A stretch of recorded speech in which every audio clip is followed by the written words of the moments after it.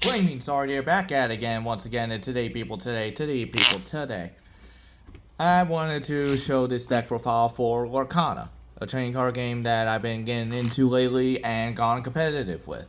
Last time when I checked this, so far I was at 444 ranked out of 2K people during the Atlanta Lorcana set challenge, the first official one, and I was definitely excited about that. I appreciated that a whole lot. So on top of that, we also had some other stuff that has been going on. I do sound a little sick and I do apologize for that, but I will make sure that this goes through. So this is going to be my main event deck that I will be showcasing, which is going to be my Emerald Steel Floodborn Hybrid, as I call it. Because I can easily shift gears with it to where I can go first or second and still guarantee the board state. So with that in mind, let's get started with it.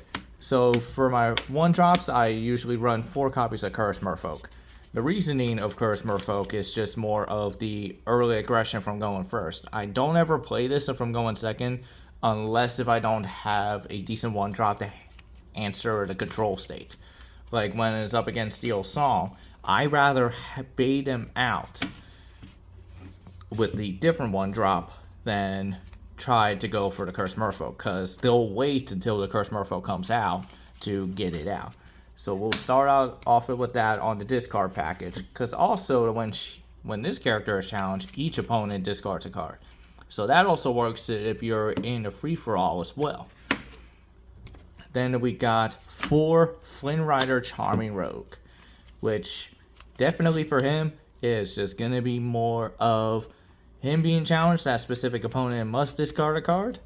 Since it's a 1v1, it's still going to be discarding that card anyway and gets that aggression going. Which then, this card, it will be only my going second option, which will be 4 copies of Captain Hook, Forceful Duelist. The only reason I'm using this for going second is because this is just good to pull out on turn 1, forces them to interact to, if case of like Steel Song, on their 1-drop Cindy, Cinderella, Ballroom Sensation, which if it can sing for 3, so I pull this out just to make them answer this with the Let the Storm Rage On, instead of being answered with a Cursed Merfolk to get the early aggression. Because then that way, you can just dump one out, dump a Cursed Merfolk, and force them to be like, well, now you can't do much, because now I got the aggression. I don't quest a lot, but it don't matter for me, because then if I go in second as well, I run 4 Smee, Bumbling Mate. Definitely a pretty good 2-drop. Questing for 2 for a 3/3. If there isn't a captain out, it deals the damage to himself, but when you have Captain Hook out, it basically makes it a 3-drop that's 2 for 3. 3 strength and a 3 willpower to take out anything much. I don't usually Steel Song would run this for their Rapunzel builds and all that, just for that aggression to keep it alive a bit longer without the hook, because of their 1-drops only being Cindy's. But it's still good regardless.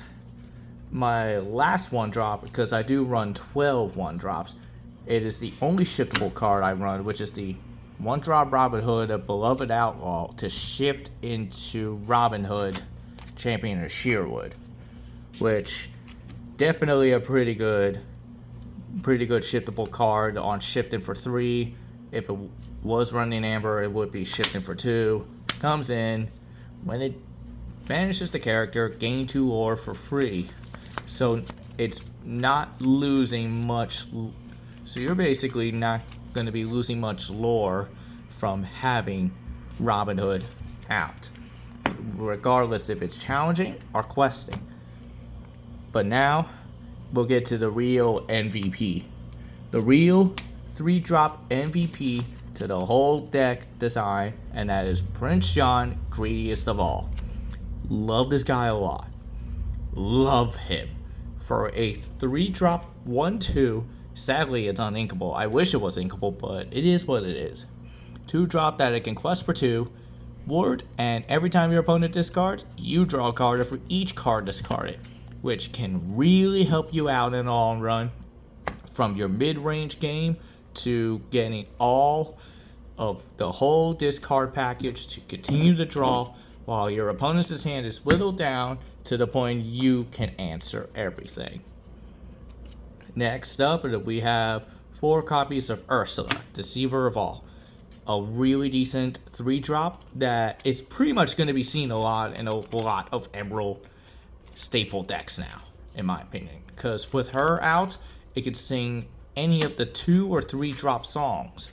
So it can easily sing like a Sudden Chill, which makes your opponent discard a card. With Ursula, you make your opponent discard 2.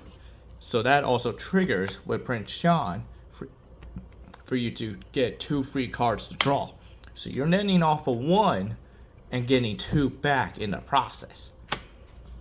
The other song to sing twice is Let the Storm Rage On, as I mentioned before, dealing 2 damage to a character and drawing a card in the process. So that really helps it out. Then the last song is, which I run, 4 Strength of a Raging Fire. If I have the wide of the amount of the board state or less amount of characters, it will deal the damage equal to the number of characters to a target opposing character. So with that in the case, you have 3 characters out, singing Ursula with Strength of a Raging Fire, dealing 6 damage in total to one of the characters. So it gets rid of Hiram's and gets rid of a lot of good stuff that most other decks would try to play out, and you'll be able to have the control in that board state. For my item removals, I have 4 Benja, which is a pretty staple, decent one, which comes in, banishes an item for a 2/3 to quest for 2. So it helps that out for that aggression versus like continuous, because you're not really too concerned about items that much. It's just more of the worries if you're guaranteeing them. My other card draw I do have is 3 copies of Jafar Dreadnought. Now, Snake Jafar here, I don't ever worry about the shifting cost for him. I just play him out when there's already a board wipe or they try to do anything, because then if the opponent board wipes up playing like a Be Prepared or gets rid of my stuff, then I could just play the Snake Jafar, challenge in their stuff, and when he banishes a character during the challenge, you may draw a card. So it helps out with the synergy to where I could replenish my hand if I needed to ink and everything. The last 5 costs of the character, this guy is interesting, definitely interesting. 4 copies of Beast Tragic Hero. Now the only reason for him is comes in, if there's no damage onto him, you draw an additional card. If there is, he gets +4 strength, so it makes him 7 strength for a 7/5 in total to smash into anything, which then it can easily take out most of any locations or can take out any problematic characters that are out. But for locations, I try to make sure I don't run into my characters into locations when there's a location matters deck. So I run 2 Rise of the Titans, which can get rid of a location or an item. So moment of playing this, I get rid of like their Queen's Castle, Montanui, anything that is above the strength that my characters can hit for 1 shot. So this can prevent me from being able to have a board state and not get screwed over. The last card that I also run, which not only helps out in mirror matches, but also in wider board states for color combinations, which are 3 copies of Grab Your Sword to deal 2 damage to each opposing characters, which can really help you out when there's opponents that have a wider board range decks or just have characters that are problematics and you need the last bit of 2 damage to get rid of them entirely. So this is definitely was the fun deck, from ranking at 444 And then checking on my overall was 725 out of 2K amount of people.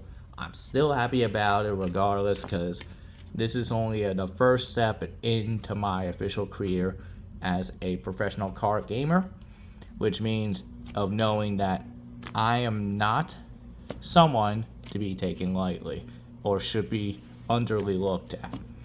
So with that being said, this is definitely the deck profile for Emerald Steel Discard. You're probably going to see some updates out of this one, and probably potentially played on Pixelborn, which can really help you out in the long run.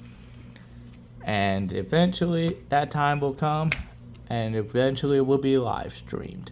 So I hope you enjoyed this video. Smash that like button, demolish it if possible if you really enjoy this. Comment down below to anything that you want else to anything see, so you can get that request, and I make it happen. So with that being said, share this video as well, and I'm gonna be out of here, guys. So Flame Inside here, I'm out.